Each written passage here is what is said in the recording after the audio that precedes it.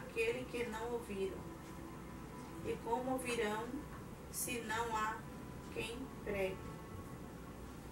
E como pregarão se não forem enviados? Como está escrito: quão famosos são os pés dos que anunciam coisas boas. Mas nem todos obedeceram ao Evangelho, pois Isaías diz: Senhor, quem acreditou na nossa pregação? E assim a fé vem pela pregação, e a pregação pela palavra de Cristo. A fé vem pelo ouvir a palavra. Ele faz menção em seus escritos, Paulo, de Abraão aí, se nós for ler todo o Romanos, ele faz menção de Oséias, agora ele cita Isaías capítulo 55.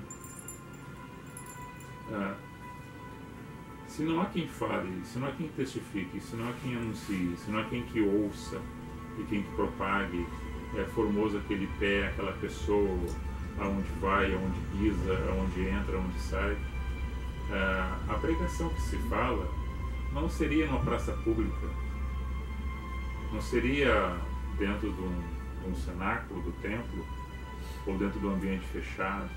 É para fora, é de onde tu for.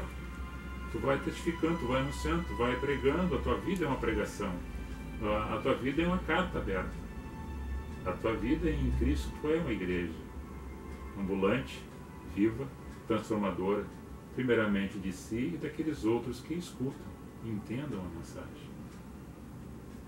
Então agora é você, Amara.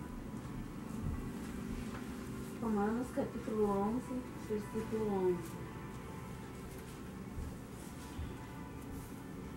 Digo, pois, porventura, tropeçaram para que caíssem? De modo nenhum, mas pela sua queda veio a salvação aos gentios, para os incitar à emulação. Depois tu lê o outro.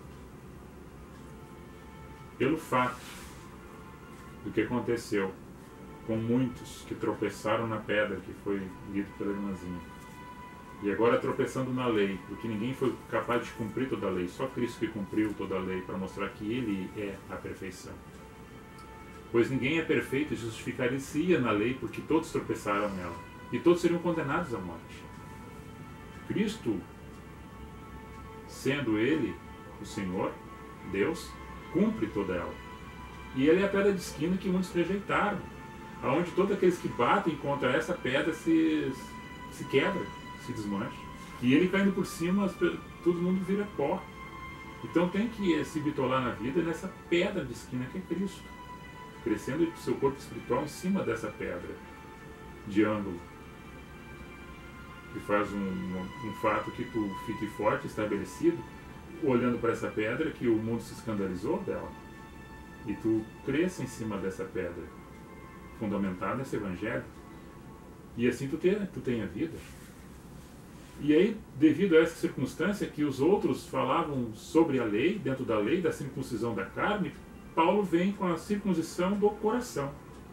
Então, quando está dentro do grupo da lei, que era dos judeus, que queriam ficar dentro da religião, e aí Paulo vem e é rejeitado por eles, porque ele vem com a graça, não pelas obras, mas pela fé, as obras não da lei, mas justificado pela graça e a fé em Cristo, que é o que salva, que transforma, que liberta pela ação do Espírito Santo. Paulo vai para os gentios. Devido a esse tropeço deles, Paulo vai para os gentios. Então vem para aqueles que não eram da linhagem judaica. Ele vai começa a fazer as viagens deles.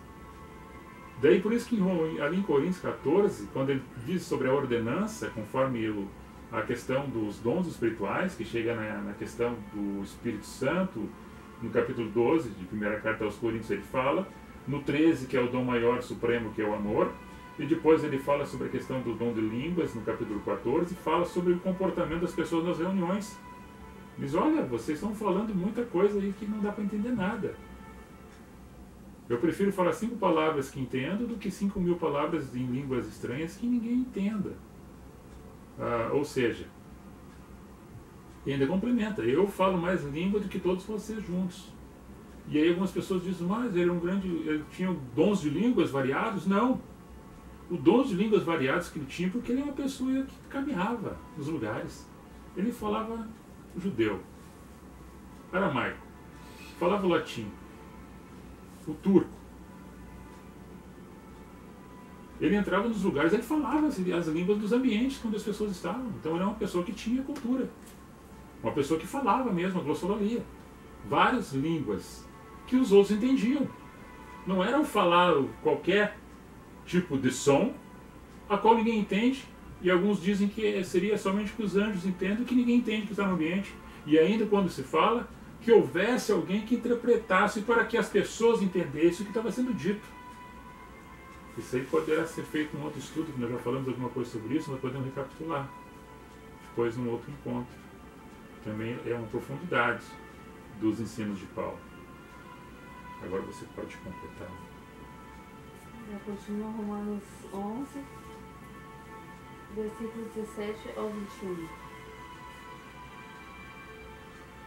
E se algum dos ramos foram quebrados, e tu, sendo sambujeiro, foste enxertado em lugar deles, e feito participante da raiz e da seiva da oliveira.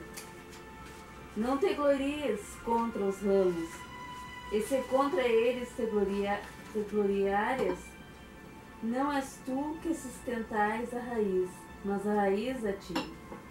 Dirá, pois, os ramos foram quebrados para que eu fosse enxertado.